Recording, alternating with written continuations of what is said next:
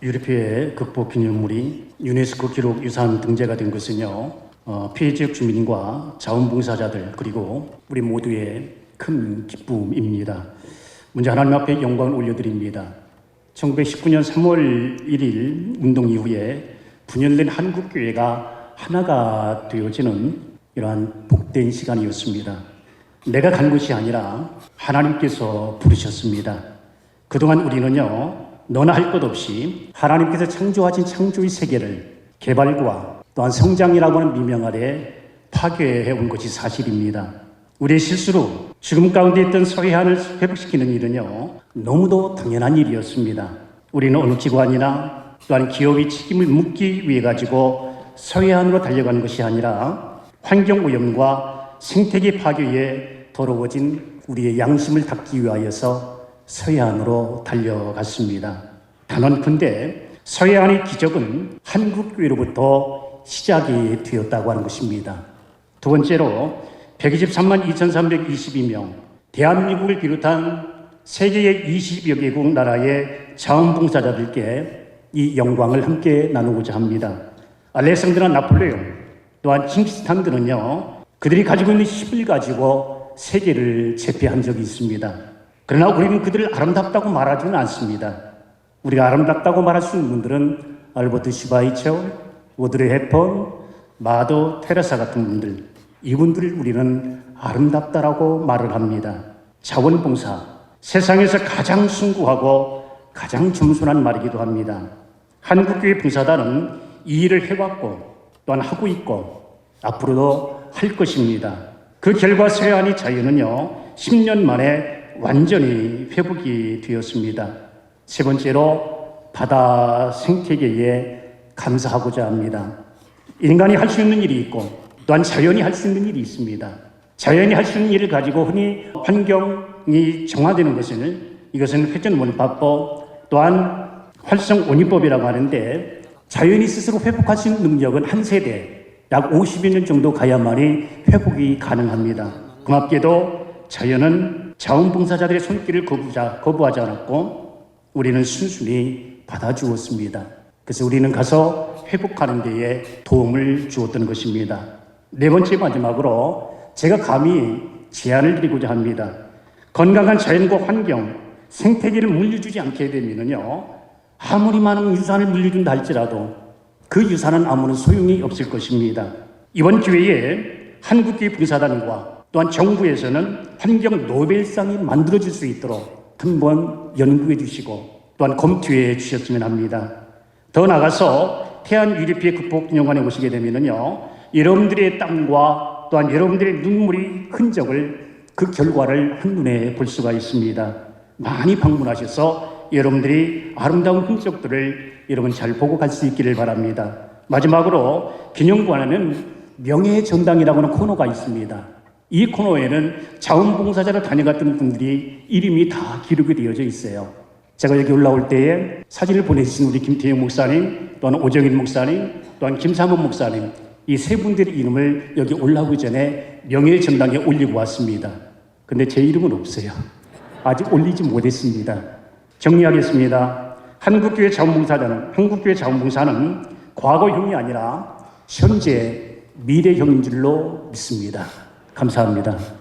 2007년 12월 7일 태안 기름 피해 현장에 있었던 교회 목사이고요. 한국교회 봉사단 창립되어지고 현장 상황 실장을 맡아서 섬겼던 의향교회 이광희 목사입니다. 오늘 난제비를 드리면서 15주년 감사예배 간다고 성도들에게 인사를 했습니다.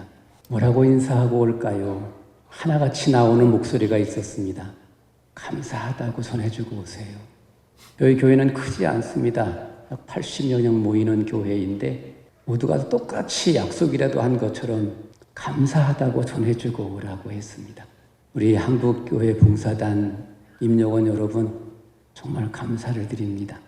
그리고 우리 이 자리에 참석한 모든 성도 여러분 정말 감사를 드립니다. 2007년 12월 7일 한 30분 걸리는 읍내를 나가고 있었습니다. 차에서 기름 냄새가 심히 났습니다. 길 옆에 차를 세우고 기름통이 터졌는가 싶어서 차를 살펴보았습니다. 그러나 제 차에는 기름 새는 곳이 없었습니다. 다시 차를 타고 읍내에 가서 시장을 보고 돌아왔습니다. 역시 기름피에는 진동을 했습니다. 바다를 지나갔는데 약간 어둑어둑한 시간이라 바다가 잘 보이지는 않았습니다. 근데 그날 9시 뉴스에 엄청난 사건의 뉴스가 나온 겁니다. 태안 앞바다에 기름이 터졌다는 겁니다. 삼성 크레인과 허베이의 상선이 부딪혀가지고 기름이 쏟아졌다는 겁니다. 그 소리를 듣자마자 바닷가로 나가보았습니다. 아니나 다를까 저희 바다 앞에 바로 있는 저희 교회는 바다에 나가보니 이미 바닷물이 시커멓게 물들어 있었습니다. 그 다음날 아침에 나가보았습니다. 기름이 얼마나 범벅이 되었던지 파도를 치는데도 불구하고 그날 날씨가 매우 추웠습니다. 바람도 심하게 불었습니다. 근데 바다는 그렇게 큰 파도가 일지를 않았습니다. 그 이유는 기름 바다였기 때문이었습니다. 물이 나가고 나면 장화를 신고 들어가는데 발목까지 차는 장화가 모두 기름이었던 겁니다. 그것이 기름 현장이었습니다. 주민들은 머리가 아파 고생을 했고 구토하며 고생을 했고 창문을 열지 못하고 고생들을 했습니다. 저희 마을은 낙후된 지역입니다. 자원봉사자가 들어오기 시작을 했습니다. 그런데 저희 마을은 들어오지를 못했습니다. 끝동네였기 때문입니다. 낙심했고 절망했고 어떻게 할 줄을 몰랐습니다. 그런데 하나님은 우리를 사랑하셨습니다. 한국교회 봉사단이 저희 교회로, 저희 마을로 들어와서 본부를 차리게 되었던 겁니다. 한국교회가 들어와서 우리 교회를 중심으로 해서 기름바다가 닦여지기 시작을 했습니다. 너무너무 감사했습니다. 그래서 오늘도 이 시간 다시 한번 기름피의 현장의 이야기는 와서 기름 닦고 가신 분들이기 때문에 다 아니까 자세히는 말씀드리지 않겠지만 정말 감사하다는 말씀을 이 자리에서 다시 한번 드립니다.